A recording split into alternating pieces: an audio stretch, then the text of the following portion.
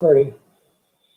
Hey, good morning, everybody. Welcome to the first Cars and Coffee of 2021, and wishing you all a happy and hopefully a better new year than last year. We made it through, don't know how, but we're going to keep chugging along.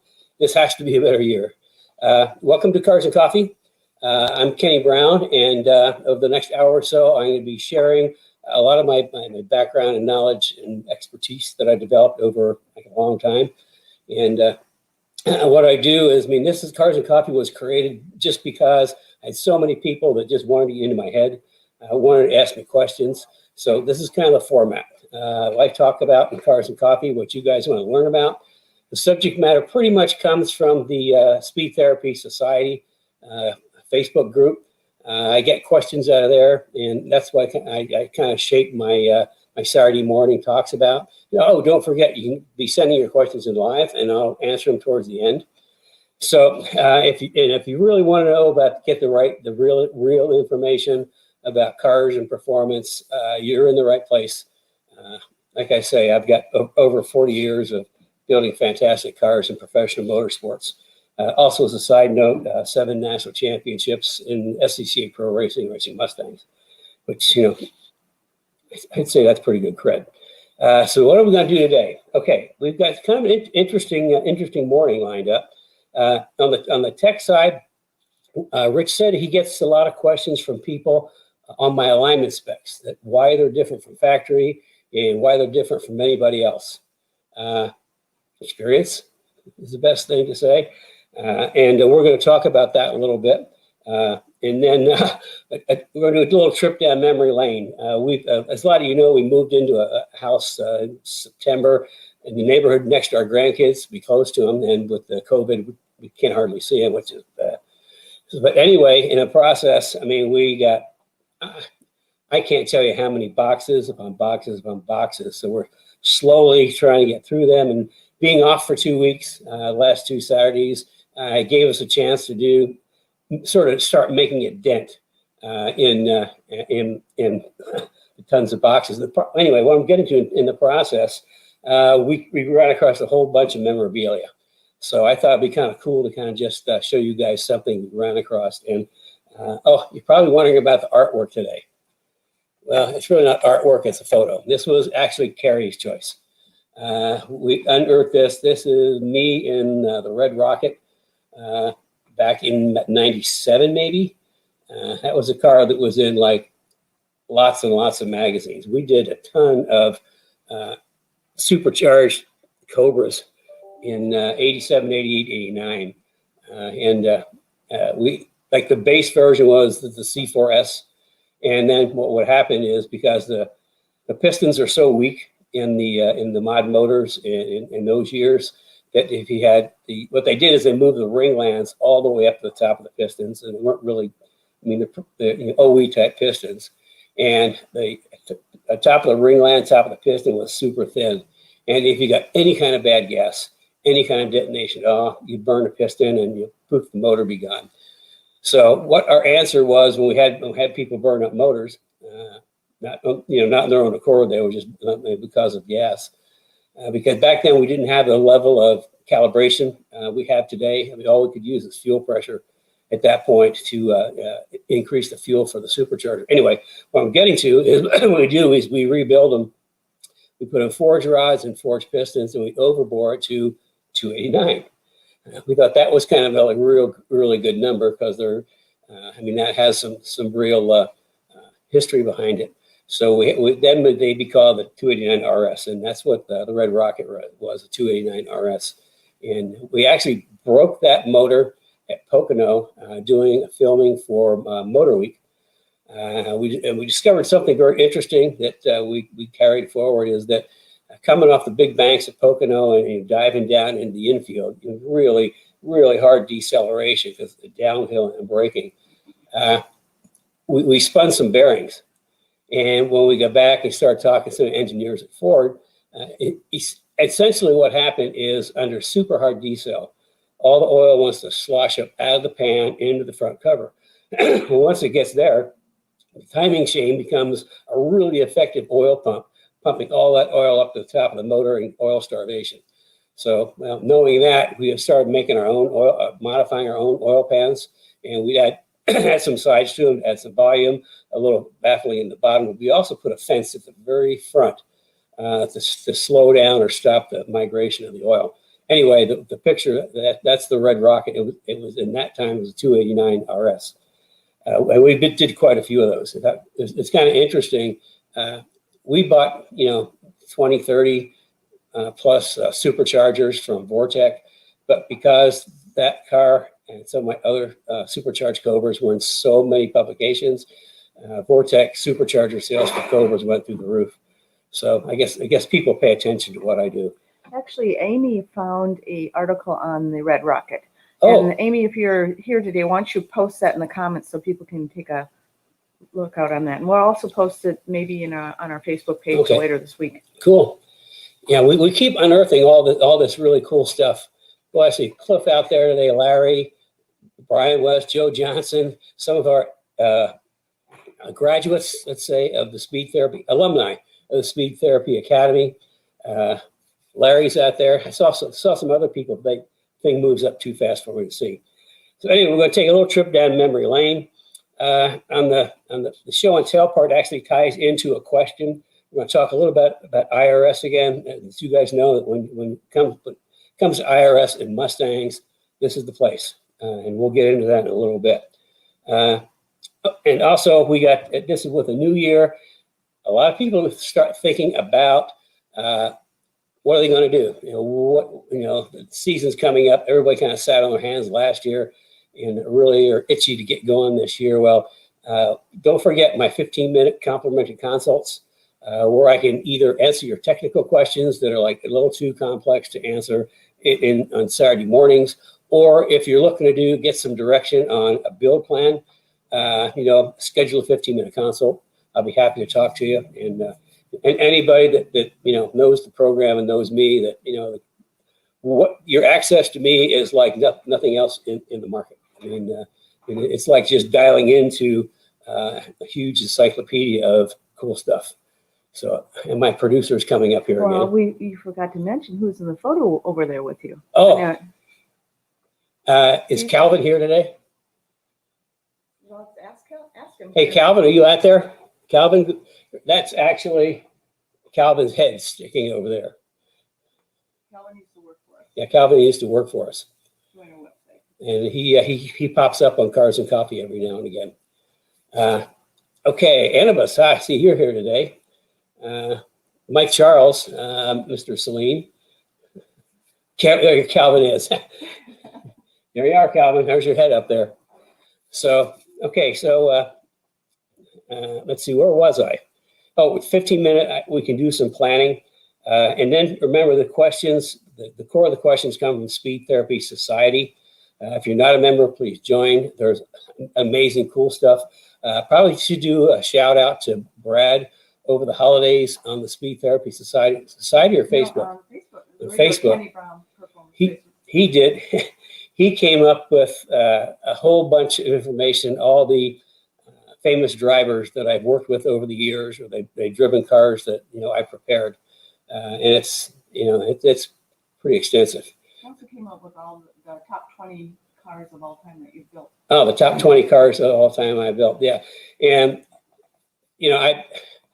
there's probably at least 500 serialized Kenny Brown cars out there, and to be a serialized Kenny Brown car, it has to have a specific group of chassis, suspension, wheels, tires, brakes. Remember that? And also then some performance added to it. But anything that's like a complete package that I develop becomes a serialized car. And we have like core packages at different price points. And from there, actually every single car is sort of semi-custom because we start with a base package that's in a specific price range. And then I work with you, and we get the content that's right for your application, your aspirations, and also your budget.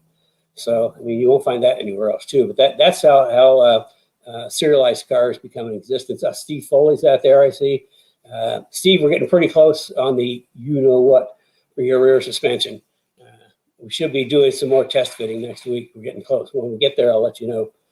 and keep everybody else hanging. It's just too good. But we'll, for the rest of you, hopefully mid-month in Speed Therapy Society, we'll have a special event to talk about my new ground shaking rear suspension that we've actually have filed a patent on. So that's Kenny Brown Speed Therapy Society. Kenny Brown Speed Therapy Society. You need to make sure to say, because there's another Speed Therapy Yeah, Society. I guess there's another Speed Therapy Society trying to move in our action, I think. No, I think we were moving another action. No, we'll call it the other way. Okay. But anyway, Kenny Brown Speed Therapy Society. It's a private Facebook. Private Facebook group. So anyway, let me know if you want to build something or if you have some technical questions, just sign up. You find out pretty darn easy to talk to. Let's see what we have on here. I'll answer your questions, and I'm going to get this without you telling me. If you're just joining us, I'm Kenny Brown, and this is Cars and Coffee, where I share my 40 plus years of professional motorsports and building incredibly cool cars. One of which is back there, that my own personal 289 RS. It's a 97 Cobra. We did a lot of 4-valve stuff back there. And watch parties. You can start a watch party right now by clicking the button in the upper right-hand corner. Okay, upper right-hand corner, click that button and just invite your friends. That's starting to be a very popular thing. We have a lot of people doing watch parties. If you think your friends can benefit from some of the things that I share, please have them join us. The more the merrier. And don't forget those thumbs and little heart-shaped wrenches. Let's see. And if you're not subscribed to the newsletter, please subscribe to the newsletter, because we are actually making some changes, and we're going to make it more of a newsletter for 2021. And anyway, it's on the newsletter list. Has already seen the changes that we're initiating. Chuck Foley's there. Let's see. So Facebook group, flip over. I already talked about the artwork. That was it's like writing the picture, how you get away from that. That's something we uncovered. It was wrapped up in a big sheet. And Carrie decided that was her choice for art for this month, for this week anyway. So let's get into some of our questions. I mentioned we're going to get into IRS, and Douglas has asked about IRS wheel hop, front suspension, including straight line grip while not compromising handling if possible. Okay. When it comes to my IRS packages, suspension packages, that would be AGS 3.5. AGS stands for Advanced Geometry Suspension Systems. And 3.0 is the SN95 cars, and 3.5 is 99 to 04 Cobras. And for those that don't know, Genesis, the original DNA for all of my advanced geometry suspension systems, up through 4.0, which is S197, soon to be 4.5. It goes all the way back to the 86, 87 Celine, our endurance cars that I engineered, built, and managed to 4 national championships in SCCA Pro Endurance Racing. So anyway, that was the start of the AGS systems, and we talked about that another time, so I won't get into that, about how I worked with Mike Jones at Ford to come up with some geometry changes for the front. It was pretty crafty in how I actually did that. But anyway, that was 1, and then 2 was the fixed strut, and 3 we had like the Track Hit Plus in the back with a panner bar, and then 3.5 was the IRS. And I've got so much experience with IRSs. If we could pull up the first picture of our presentation.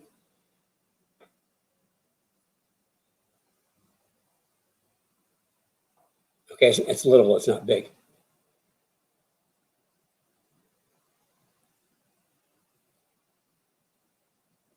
There we go. Okay, it was really weird. I ran across this yesterday. And this is a Triumph Spitfire. And Triumph Spitfires have IRS. And in fact, this is what I worked on in the 70s, was I did a lot of open wheel SCCA cars. and they all had, IR open wheels and Formula Ford, Formula Atlantic, Formula V's. They all had IRSs in the back. So, I mean, it's something I work with a lot. But this I love this picture. It's Spitfire, and it shows just the what can happen with an OE type IRS when you're trying to go around a corner. And you can see that the rear wheels are doing funky things. In fact, they acted a whole lot like the swing axles on the Volkswagens and the Formula V's that we did. So, I mean, that's what I worked with back in the 70s. So, I knew the good points and bad points of IRS. And that's what when IRS came out in 99, the Mustang world went into apoplexy because they were just, like straight line, live axle guys. They didn't know what to do with it. Well, me, I knew exactly what to do with it. I fixed it, so it works. So anyway, we could take that down. I'll get back to my talking about IRS. So, okay, here's the thing. You want to improve handling, straight line grip handling, improve straight line grip, but not compromising handling if possible. Well, I mean, that's not a problem with AGS 3.5, which is the rear grip, the front grip kit. Handling is improved dramatically.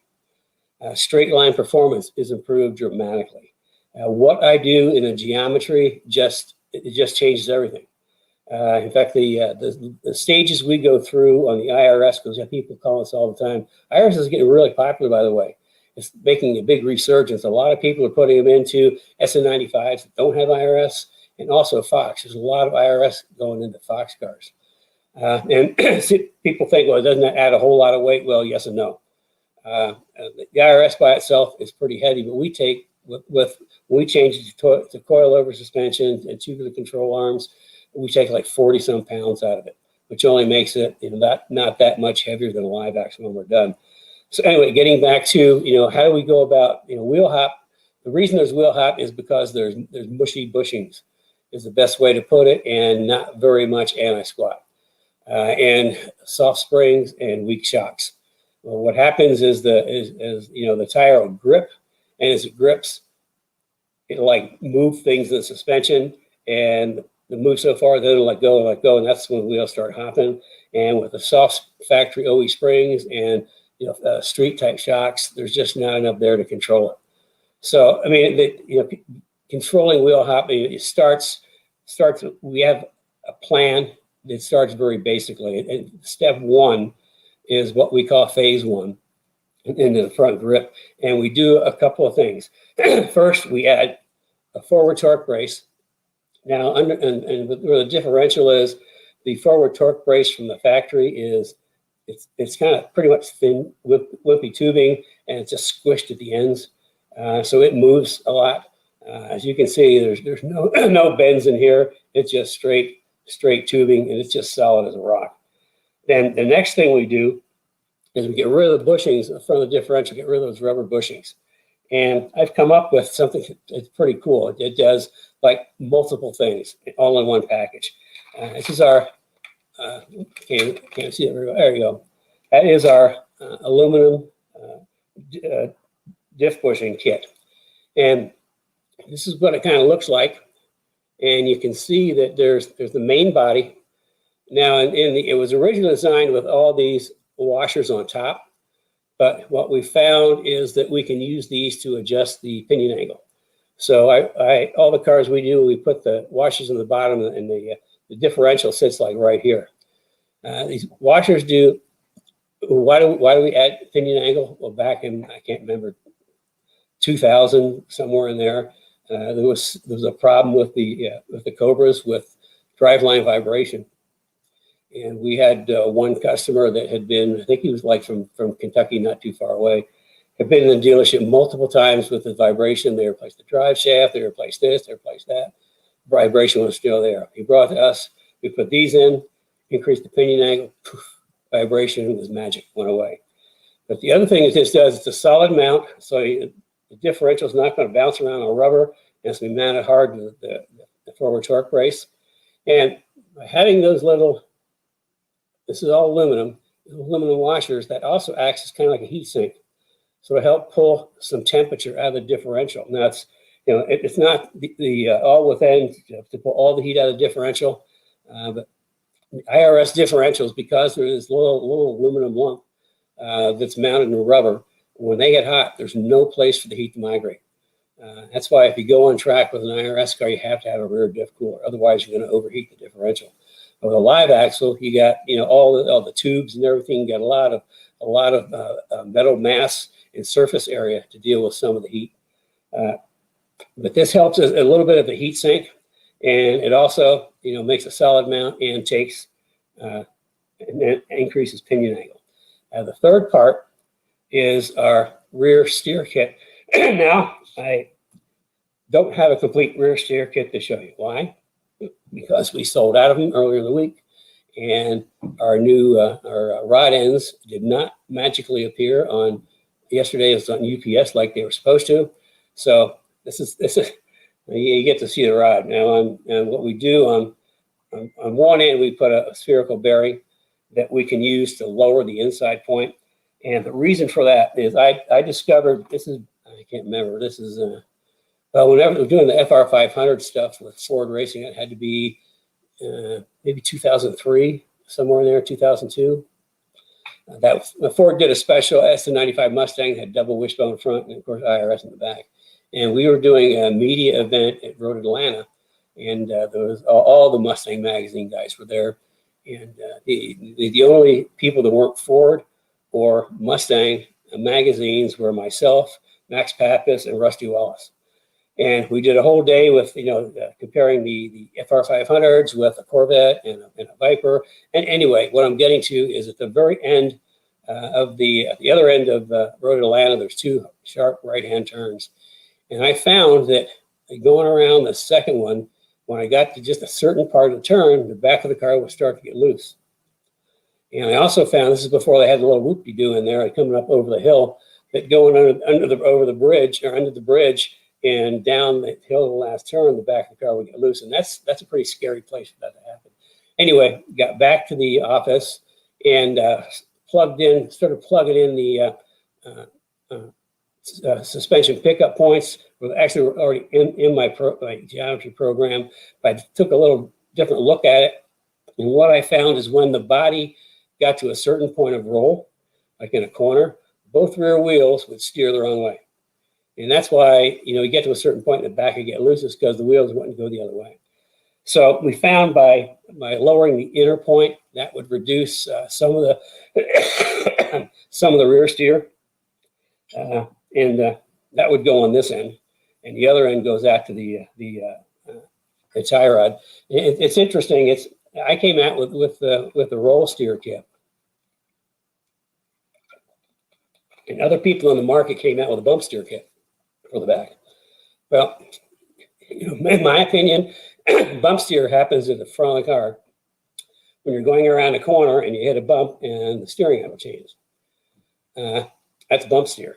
At the back of the car, when the car rolls and the steering and the rear wheels turn a different way, that's roll steer. So once again, I'm copied, but people don't know why I'm copied. He named it wrong. And they actually put, I think, like a rod end on the outside with washers and things. And the outside, oh, by the way, the outer tie rods, they're no longer in production for Ford. We talked one of our major suppliers into building them, so we have outer tie rods available. But as you can see, there's not much room out here. I mean, it's to change the outer point. I mean, you have to move it up quite a bit, and I just don't see how they can get that done out here. That's why we went on the inside. We actually improved that in level 4. Anyway, that's kind of level 1. And that starts to improve the grip. That takes some of the flex out, hard mounts a diff, and helps with the rear steer. We also have people tell us that it helps in straight line. They say that on the dyno, you can actually see the wheels move in and out without it. And when you put that in, they sort of stay straight. So there's your straight line stability. Now, stage 2 in the IRS is we add the 2 lower control arm and coilover shocks. Coilover shocks, they're actually custom built for me. to my specifications, and we have them either single adjustable or double adjustable. And the reason for that is with coilovers, I can put any spring rate in there I want. And people that have got coilover packages from us know that every coilover package customer talks to me, and I figure out what they're doing with their car, come up with the spring rate that's going to work for them. So anyway, we put the right spring in the back. So we've improved the front as far in a differential for moving around, and we've taken the rubber bushings out of the lower control arm, and we've added real shock and real spring to control any movement. So it's kind of like phase 2. Phase 3, we add two upper control arm, which takes the weight out. I don't know if you ever had one of the upper control arms up, and it weighs a ton. And then level 4 is like the pièce de résistance. We take the carrier, and in essence, we move all the points, all the pickup points, suspension pickup points. We add some anti-squat, which is there's only so much anti-squat you can add to an IRS car. Anti-squat has to do with how quickly how much the car drops in squat before it starts putting pressure on the tires. And without anti-squat, the car is going to drop a lot before it starts putting tire on the pressure. So you add anti-squat, it's going to put pressure faster. That's why, like in our AGS 4.0 for the S197 Mustangs, we've got anti-squat built into the back, which is like grip. It's just all about front grip. Anyway, we add anti-squat, we move pickup points around, so we reduce the roll center migration. The roll center is the point that the back of the car wants to roll around, and kind of stabilizing that. And I've got exactly where I want it. I adjust it, and that's a secret where it is, but it's right where I want it, and it pretty much mirrors a lot of the race cars where I've worked on over the years. And we also, for the rear steer, we move that inner point down even more. So we take all the rear steer out, so those are always straight. So, that whole rear package it does amazing things. And then to tie together the front grip, which is the K-member control arms, offset rack bushings, again, adds geometry, takes 40 pounds off the front. So, the whole package for SN95, Cobras, it works like a charm. And also for the front, I have coilover struts custom built for me based off of my preferred, let's say, shock valving. I've got a book about that thick of shock dynos, and there's certain things I like. And we went to Strange up in Chicago. We lived there, and I talked to Dimitri. I had all these dynos laid out. I said, this and this are the ones I like. Can you do that? He said, sure. So they're custom building the shocks to my specifications. And again, we can control spring rate. If you're on the street, it's going to be a lower rate. If you're on track, it's going to be a higher rate. Anyway, that's for the SN95. So as far as wheel hop, we take out the wheel hop. The front suspension has great geometry, which actually gives you tremendous stability at high speed because there's a whole bunch of caster built into it. People learn about caster in the Speed Therapy Academy, which I'll talk about in a minute. I think we spent 2 whole weeks just talking about suspension geometry in the Speed Therapy Academy, and why I do things so differently. So that's kind of like the whole package for the adding grip, straight line grip while not compromising handling. We add straight line grip and improve handling. So that's the whole package. And if you want to know more, schedule a 15-minute. We can chat about it.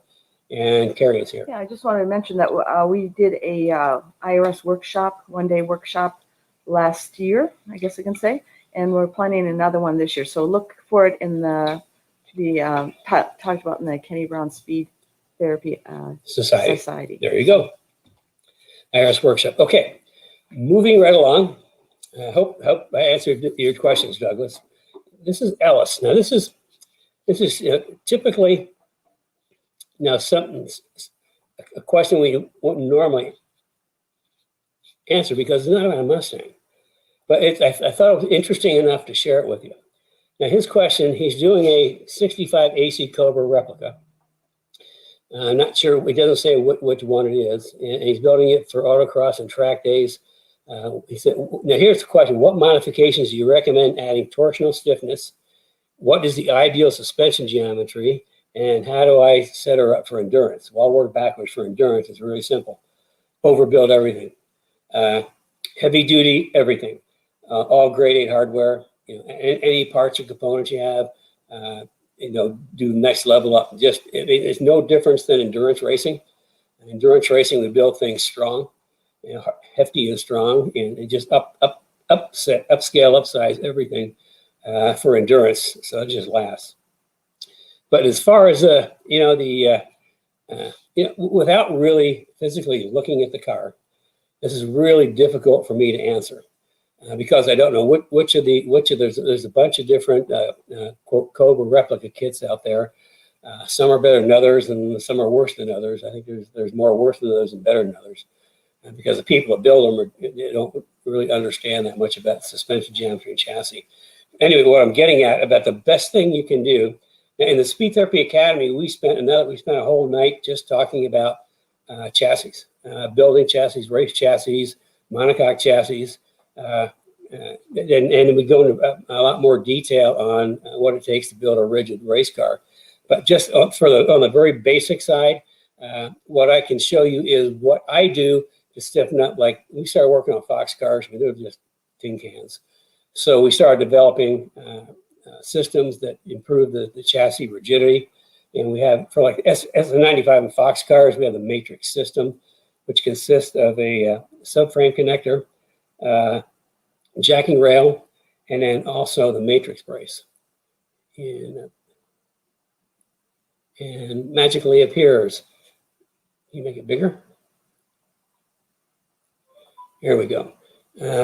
Little words at the bottom are covering it up. Oh, I can't get there. Okay.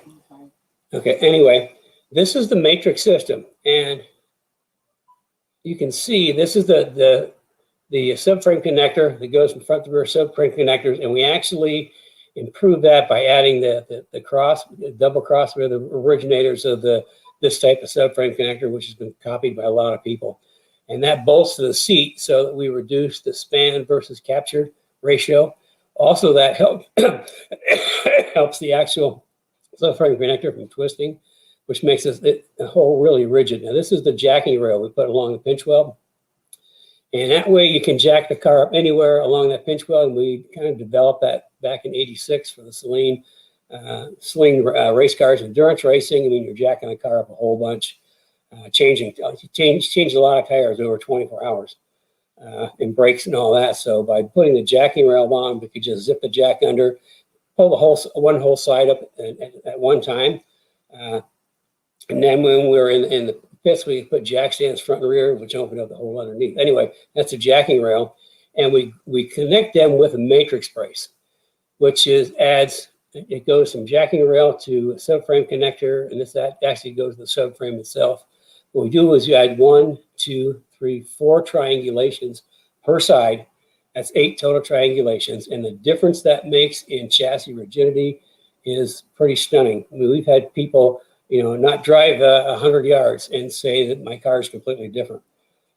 So, I mean, that's about the best, I get the best direction I can tell you, triangulations without actually seeing your chassis. It's hard for me to say. Okay, I'm done with that one for now. Okay, so then like I say, if the car were here, I could come up with a whole bunch of stuff, and I've always wanted to completely rebuild one of those things and make it a handling monster. But as far as the ideal suspension geometry,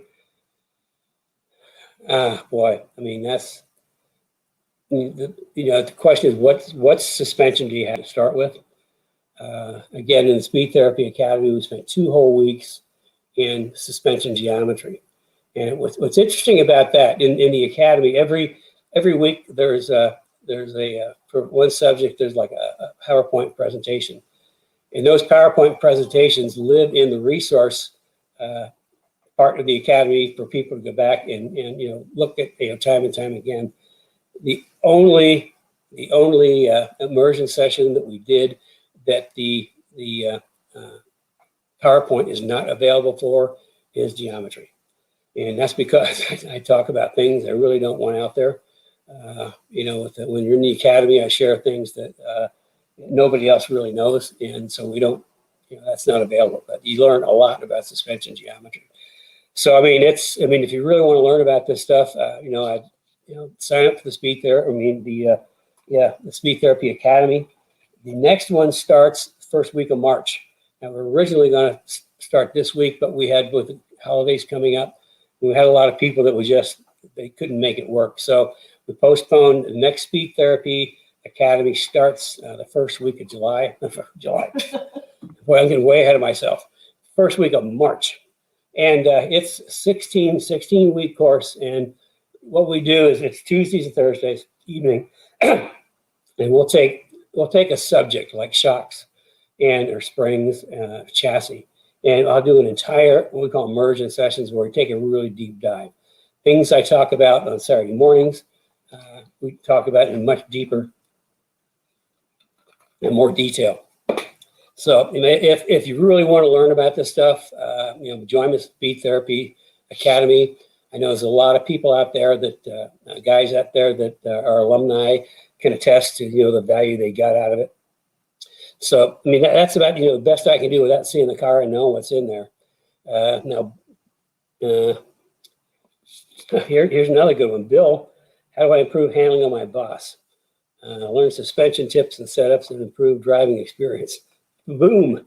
The Academy is the best thing. But as far as handling, I mean, I've done all the research. I've done all the development, done testing. All you have to do is bolt on AGS 4.0, which is the rear grip. There's only 3 parts to my suspension: the rear grip kit, the front grip kit, the springs and shocks. Every single piece in AGS 4.0, the rear grip kit, the front grip kit, every single piece has a positive impact on suspension geometry. We don't take one part off and put it back on. It's nothing more than a pre-OE replacement. Every single part has an impact on geometry. And we'll probably get into that in more detail another Saturday. More people ask about that. But you just bolt it on: front suspension, rear suspension, springs and shocks. And I'll help pick the spring rate that's best for you and doing something. We're going to be doing a workshop on S197 too. So. Oh, Carrie says we're going to be doing a workshop on S197 too. So, okay, I'm going to kind of go out of order here. Carrie said I should do the memory lanes Kenny Brown finds. Well, something really interesting happened this past week. Aside from unearthing a lot of stuff that was in back, I had a guy call me and said that he was looking for information on a Kenny Brown Celine, serial number M90-004E. And I went back and it was the E stands for Special Engineering Project. And he asked me how many Celines we did back then, and I knew it wasn't a lot. But here's the thing: I went back and looking that up. It just my trip down memory lane. Just in 1988 was the year after Celine. I mean, we did a lot of cars, but in '89 we were starting to do packages. That's when we started to serialize, the better cars. But just in 89 and 90, okay, we serialized 3. It was 3 Kenny Brown Celine Mustangs, 3 Kenny Brown Town Cars, 9 Kenny Brown Lincoln Mark 7 LSCs, Aerostar, Sport Ranger, Taurus SHO, Thunderbird. I mean, everybody thinks of me as just a Mustang guy. The types of different cars that I've worked on over the years is pretty extensive, which brings me to something we stumbled across in the basement. This is from December 1988, Trucking Magazine. Okay, sports car with a bed. Remember I said I built sport trucks. St. Louis, we built Rangers. We built racing Rangers for the Celine truck program. We had other people want sport trucks. We built sport trucks. And another we ran across, which is from the same era. This is Mustangs Illustrated, winter 1989. There you go. Rocket ship. This way back. Rocket ships built to order. And remember, there's me standing next to an engine dyno. Remember I said I was an engine guy? Well, I really was an engine guy. So I mean, it's just, a lot of these people out there that kind of protest that they're experts and know what they're talking about. asking what they were doing in 88 and 89. I was getting, building cars and putting them in magazines. And another one we ran across, this is another cool car. This is our 2000, what is this, 2003. It's our 2003 World Challenge Mustang Cobra, World Challenge Cobra, okay? The same suspension pieces that are on the AGS 3.5 for 99 04 Cobras were on this car. The only difference, obviously, was racing shocks, much higher spring rates, and then we switched out the urethane bushings to Delron for racing. I don't like Delron on the street. So anyway, that's a little trip down memory lane. And I think we're going to probably pull more of that up as we unearth it. Just to show, hey, I'm not a one-trick pony, and B, I've been doing this for a really long time. I want you to have everybody comment if they like you showing the memorabilia or if they want us to continue showing that once in a while. Carrie said, if you want me to start show a little memorabilia every now and again, throw it in the comment, the comment column, and if you like it, then we'll keep doing it. And like I say, 40 years, the last since 1986, I pretty much focused on Mustangs. But also, as you can see, I've done Crown Vics, I've done Lincolns, I've done trucks, Expeditions, Explorers. If it's a car, I know how to make it better, plain and simple. It doesn't matter what kind of car it is. Mustangs just happen to be like, what I became known for after winning so many races, championships with racing Mustangs. Let's see. Oh, love it. Definitely. Show it all. Okay. That sounds like you want me to keep pulling stuff out. So every week we'll pull a little bit of something extra out. Calvin says it brings back all sorts of memories. Yeah, Calvin was there. I mean, he knows. Okay, let's get our tech before we run out of time. And be sure, if you got questions, send them in.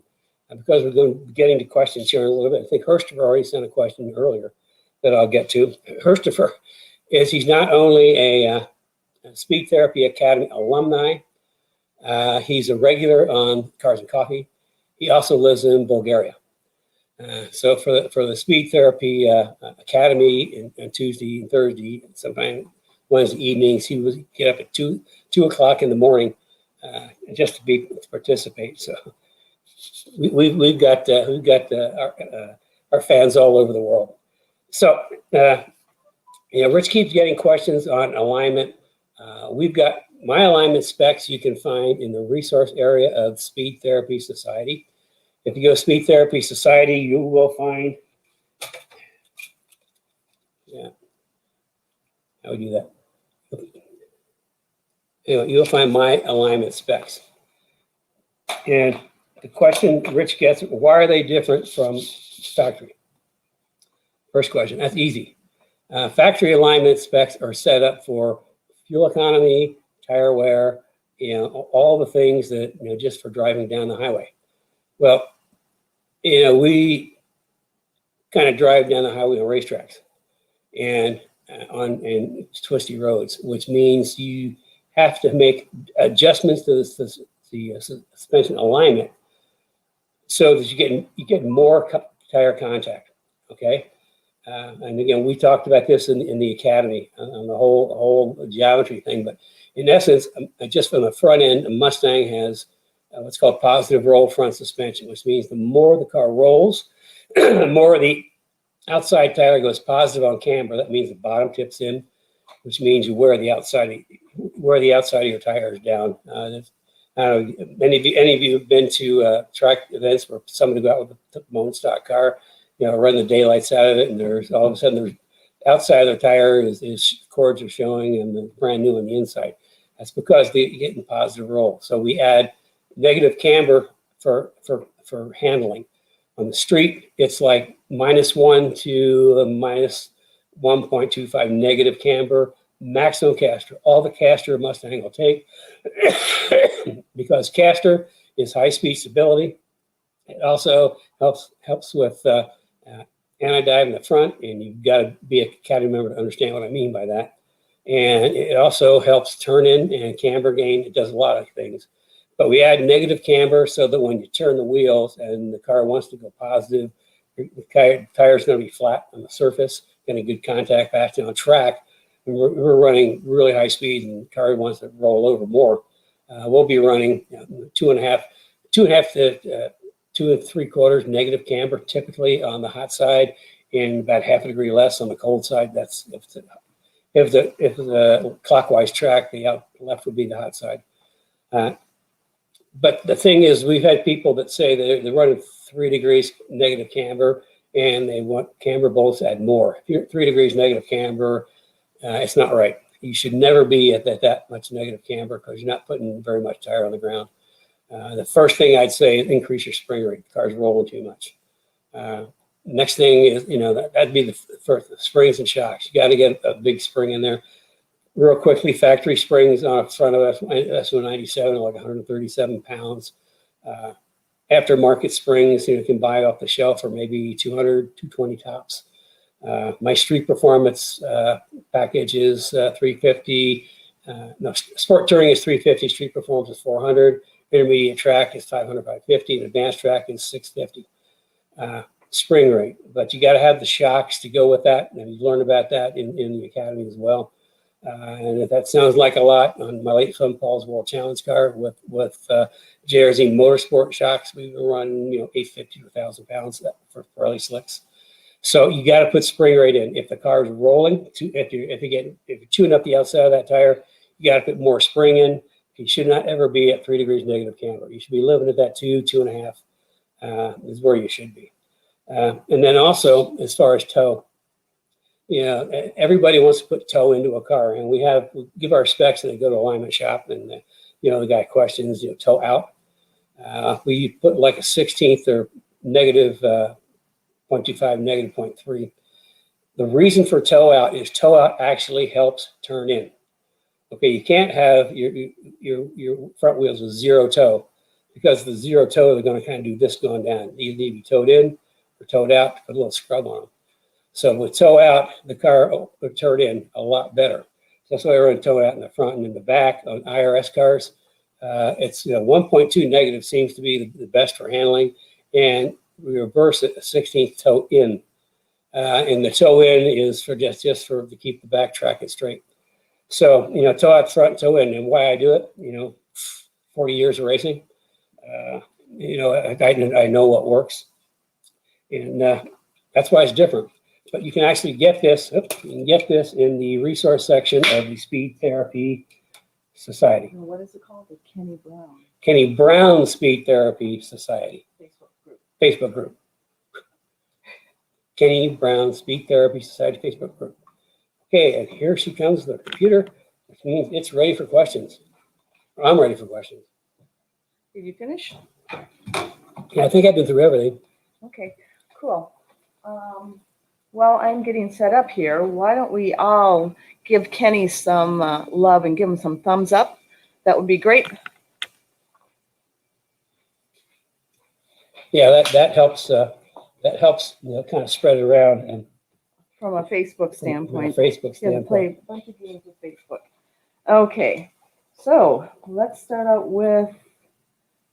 Get to the comments. Okay, we have Larry Martin is waiting for your radiator. He also has a brake question. Okay. And I need to find that. Larry Martin. So he should receive it. I think it shipped last week. So he should receive it. Triple pass radiator. Yep, triple pass. And that we developed a number of years ago. We worked with one of our suppliers and developed a triple pass radiator for Mustangs. We have SM95, SM97, and S550s. And real briefly, the triple pass, first of all, it's triple thick. It's a 3-core. It's also, there's the fins are smaller, which means overall there's like 17% more surface area. But with a triple pass, a single pass, the hot air comes in the top of the passenger side, kind of goes across and out the bottom, which means you don't get a lot of airflow or a lot of water flow in the corners. Stock car guys for years have run dual pass because it's mostly GM. I guess it works better for them where it goes in one side around and out the other side. Impractical for a Mustang because the ins on the passenger top and outs on the driver bottom. So we developed a triple pass. It comes in the top, goes across, makes a U-turn, goes back across, makes a U-turn, goes back across again.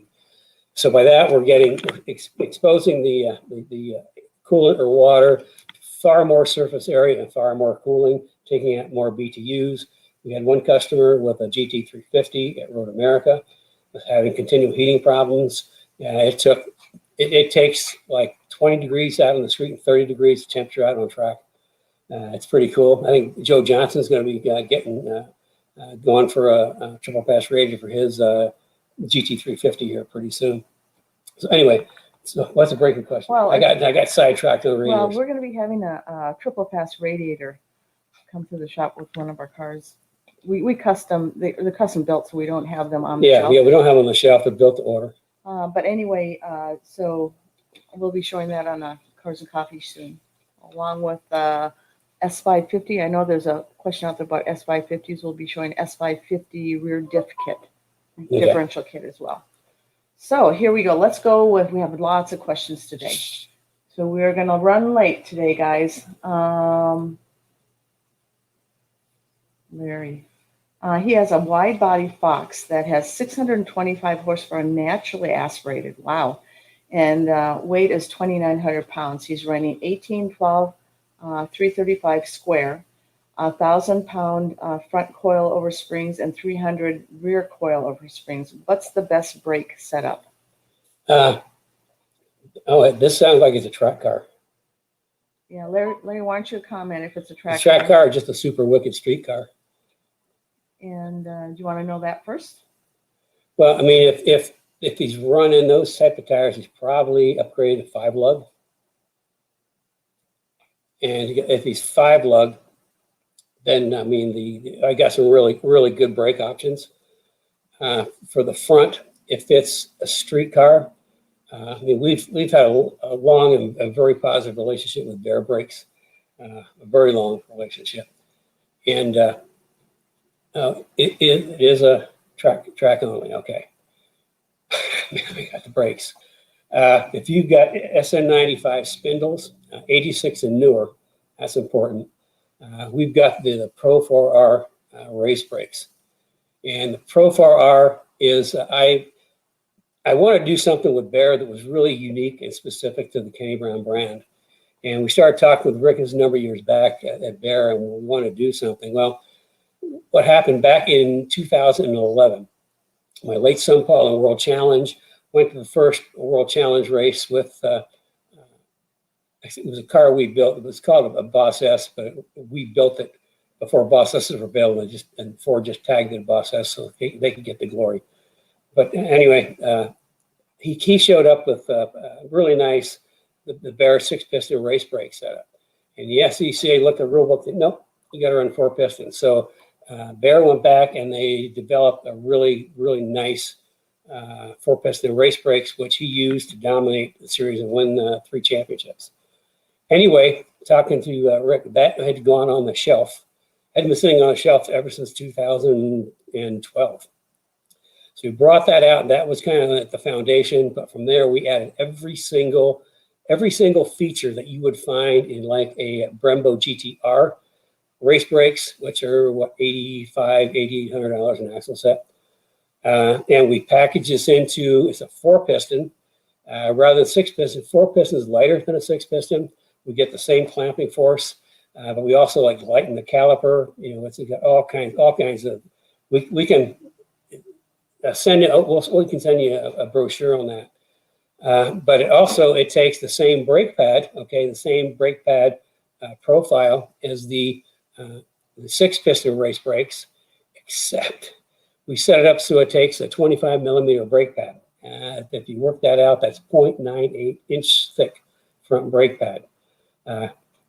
So I mean, that's the race brakes to have. We got a whole range of compounds. You're not, and for the money, it's like $3,900, I think. Compared to same features as race brakes cost twice as much. And then for the back, if you're not running a C-clip in the back, we've also got the rear Pro4Rs for the rear. Although we run the standard six-piston race pad in the back, that's for Hogby HP 122 profile and 0.71 thick for the back. So when we got the race brakes, you're not going to find anything better for the price. Also, the rotors are R-spec rotors. They weigh, I think, like 7 pounds less than normal rotors, but they cool better. So yeah, you want really great brakes. That's 7 to 15 minutes. We can talk about it. I can get you some information. I mean, it's like major stopping power. Just think about a brake pad. It's an inch thick. I mean, not only will it last longer, but handles heat better. It does all kinds of good things. Okay, we've got lots of questions, so better hurry up. Is that what you're saying? Well, I think these guys need to get another cup of coffee or something. So here okay, you guys are in luck. I'm only halfway through my coffee because I've been talking so fast. So just a quick note, Zach is with us. You remember Zach photographs Maryland and the 25th anniversary. Hey, Zach. He's an awesome photographer. Awesome. If you guys are looking for a really good photographer, Zach is it. All the pictures that you see of like Maryland on the car's website. A lot of our other cars. And a lot of our other cars. Zach was the clicker guy behind that. In fact, let's see. Good. Okay, so here's another one from Jimmy Edwin from Perfection. Larry says S197 front, no problem. The Pro4Rs we have for SN95 and S197. Okay, here's another question. When you were talking about that the IRS, you can put them in a Fox and a GT SN95. Any chance of installing an IRS in the S197? S197. I've not looked into that. It's a packaging issue. When doing like a whole IRS clean sheet of paper is a pretty labor and cost intensive project. And I just never looked into it. We start doing the math, the investment in R&D, you have to sell a whole lot of units. I'm glad you asked. I've done something that will blow your mind as far as rear suspension. That's what we've been talking about. In fact, we worked on it for years, a lot of years. It's patent pending. We applied for a patent on it. And it just does things the rear suspension of Mustang and nothing else does. And hopefully by mid-month, maybe towards the end of the month, what we wanted to do, we actually introduced it first. As soon as we got the patent filed, we introduced it to Speed Therapy Academy guys. And they had the first opportunity to get that suspension on their cars. And just about all of them did. And then the next introduction is going to be for Speed Therapy Society people. And then at some time in the spring, we'll introduce the general public. But it is, let's just say we did like 2 years of prototype testing. And on one of our main test guy, races down in Texas, rough tracks, he drives like crazy. He just breaks stuff so we said, here, try to break it. He didn't break it. He did help us with identify some potential durability on wear issues that we updated twice for him, and then we've updated again for production. Just long story short, we put it on his car. He typically ran 10th, 11th, second or third in class, pretty regularly. The first weekend was on his car, boom, third. Put him right on the podium at third. I had a long debrief with him, talking about how the car worked. I thought, man, we need to increase spring rates. We increased the rear spring rate a lot. He took the car to Dakota, put it on the pole 3 days in a row. Won the first 2 races, was leading the third when he missed a shift or something that hurt the transmission or clutch, and he was wounded, but he still salvaged third. That's what this thing does. It's got a lot of people talking about it. But the Academy guys know, and then the society people are going to know before the general public. So that will be coming up shortly. Yeah, and it's like, it does things. Yeah. It's like I say, it's years and years and years of work to get it. Okay, so here we go. Actually, Steve Foley's on today, and he's getting one. I was curious. There's a Chuck Foley also. I was wondering if you guys were related or not. Steve Foley and Chuck Foley, why don't you comment? Kenny will look for the comment. Okay, also, here's another question. I'm losing my questions, there's so many. Steve Foley said, any chance of future track days with Kenny class once COVID is gone? I would say possibly. I mean, it's unfortunate right now. We're really, as a lot of people know, we had to, after our bad relationship in Chicago, we've had to rebuild this thing from scratch. So we have been pretty much focused on that. But yeah, I mean, I'm just itching to get back to the track. So at some point, I'm not going to make any promises, but at some point. What did Kobe ask about? Oh, I lost Kobe's question. Kobe? It was probably at the end, and I can't lose my point.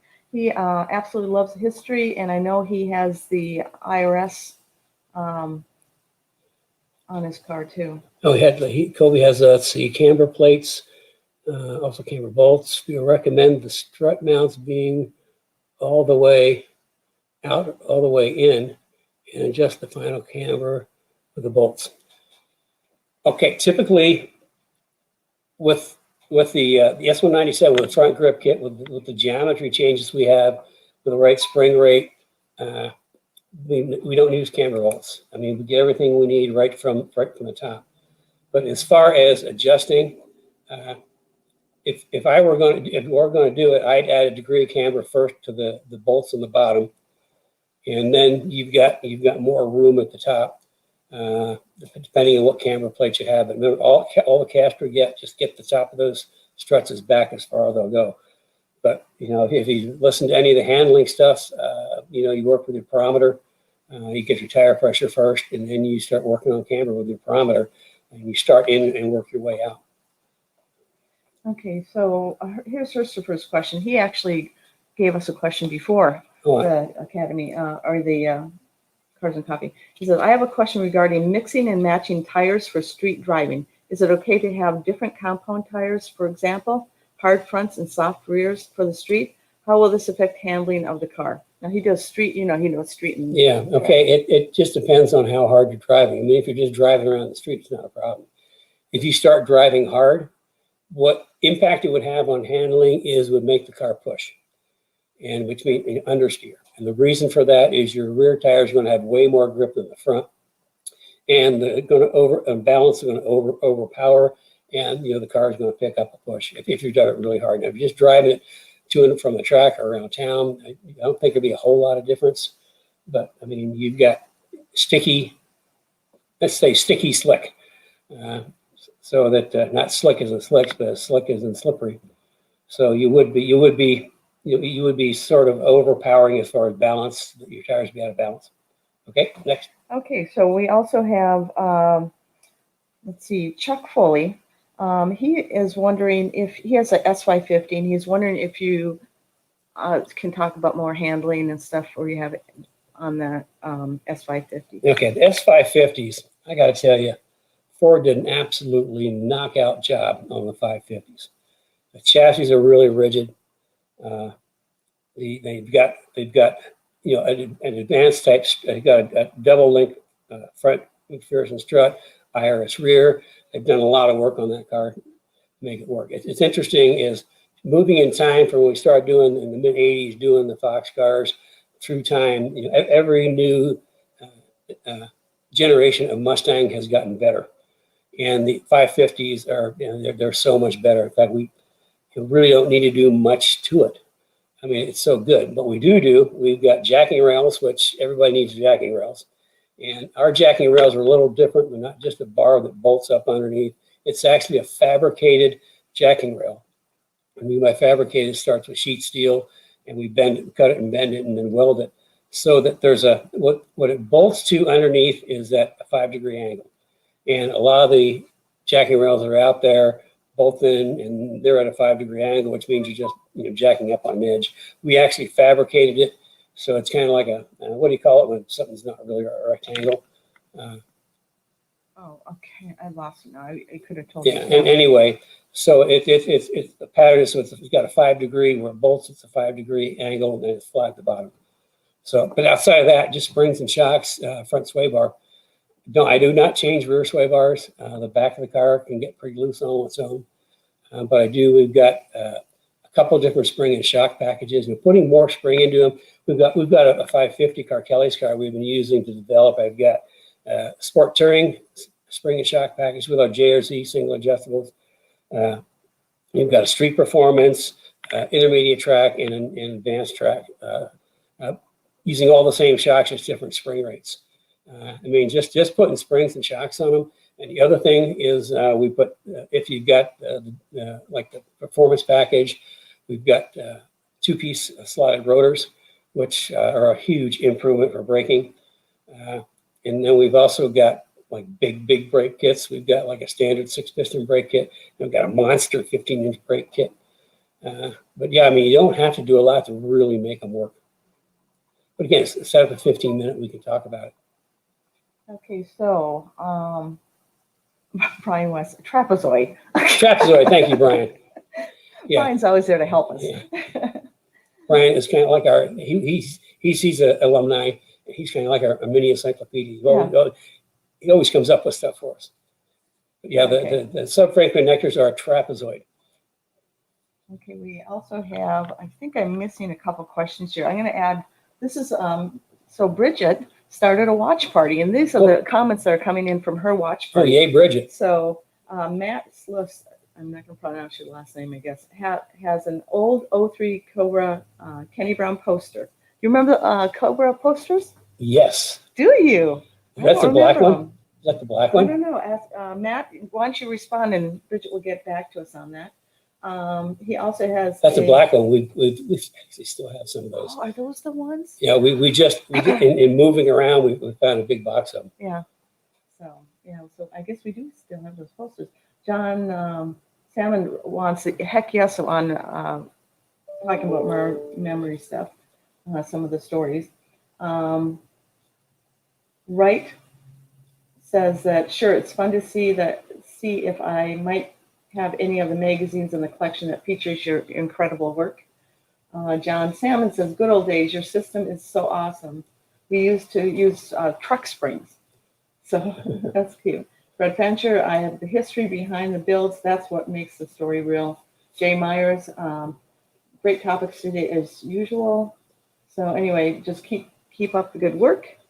Well, I try. I mean, it's like, we started this because people just, I do like these tech seminars at like track days and other like guest speaker things. And people always come up to me and say, man, if I could just tap into your brain. Well, that's why we started the whole Cars and Coffee thing. That's why we do the workshops. And that's what the Speed Therapy Academy is about. Oh, I got my nifty Speed Therapy Academy shirt on. Yeah, because Speed Therapy Academy, you get a nifty shirt, you get a notebook. And the reason for that is all the immersion sessions are, like I said, they're PowerPoint. So you can download them, 3-hole punch them, stick them in your notebook for reference, except the geometry one. Okay, and Tim Allen says, when this is regarding when you were showing the Ranger Truckin' Magazine, he says, holy cow, Truckin' Magazine, what engines were in the Rangers? They had the 2.3 overhead cam. Okay, so that's that. And I think we almost have all the questions. Lots of yes to the memorabilia. Steve Smith, Tim Allen, Brad Calvin, Chris Pergio, Larry Martin, Dave Robinson. He's been here with us every single show, and he's from Niagara on the Canadian side. Oh, yeah. Yeah. Maybe we should get a little gold star or something Yeah. to send to them. Yeah, exactly. Keep it coming. Love the older cars and trucks. Chuck Foley said that. Roy Wallace, the older photos give me an idea from my 03 NASA Road Racer. Tim Allen said the best. If you've got a NASA, if you're racing NASA with a Mustang, let me see if I can help you. So I don't know if you mentioned this or not, but this is regarding your question, Chuck Foley. Alignment specs. Tim Allen said the line specs are outstanding, and Hurstifer has a S550, and all he did was, well, he's done a lot of things. Yeah. Why don't you tell us? Yeah, Hurstifer, we got a little note from Hurstifer that said that the biggest improvement he made to this 550 car, this is Hurstifer in Bulgaria, the biggest improvement he made on his 550 car was using my alignment specs. I mean, they work. I mean, it's like the whole purpose of our program and why my S197 suspension only has a front grip kit, rear grip kit only, as a system is, I mean, I worked this stuff out over a lot of years. I've done all the engineering, I've done the development, I've done the testing. So all you have to do is bolt my stuff on and transforms your car. Okay, and Matt says that yes, he's going to send a picture of the '03 Cobra poster that you have. He says it's on his wall in his old room at his folks' house. So anyway, I think that is it. I think. Okay, yeah. Tim Allen said he didn't get to use the graph paper, but he used every single sheet of the line paper you sent in the folder for and during the academy. That's cool. So anyway, I think that's it. We have a lot of really cool things coming up this year.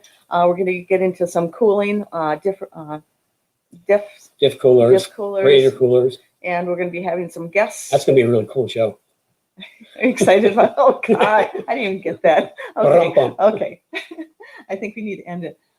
Joe Johnson has one comment. One of the greatest parts of the Speed Academy was the times Kenny brought in the experts on various systems, tuning, wheels, driving instructor, etc. Great sessions. Yeah. Oh, yeah. That's another part of the academy is we bring in. It's I know what I know, but there's people that know more than me in other areas. So we try to bring in. We call it master class. I know a lot of people in the industry, and we'll bring somebody in, and they'll do a whole evening. They'll talk like maybe 20, 30 minutes, and then it opens up for questions. And the thing about the academy, by the way, it's not like this. It's not like Facebook or anything. It's in Zoom. So it's like when it's in Zoom, everybody's by there. I look out and I have like the Brady Bunch of everybody's there, so everybody can participate. So that's what's kind of cool about it. I mean, it's like you're right there in the room with me. And then we have the speed therapy. I mean, the master class comes in and all our guys get to ask questions. That was a very popular thing. Okay, we're going to cut this short. Well, I don't know if it's short, but just one more thing. If you haven't signed up for the Kenny Brown newsletter, make sure you sign up for it. It's some really great articles in there. This past week, we did one on a customer profile on a GT500 RS. Yeah, that was in the King of Street competition. Did really well. As a side note, he wanted to do the King of Street, and it's a GT500, but he only had about 800 horsepower. 840. Yeah. 840 horsepower. But the comments came out. It was the absolute best driving King of Street car, the best driving and handling King of Street car ever.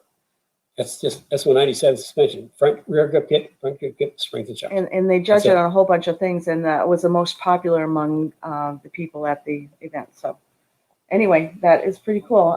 So next week. What are we doing next week? I think if everything comes in, we're doing cooling. Oh, I think if everything comes in, we're doing cooling. If not, I mean, again, send your questions in through the society.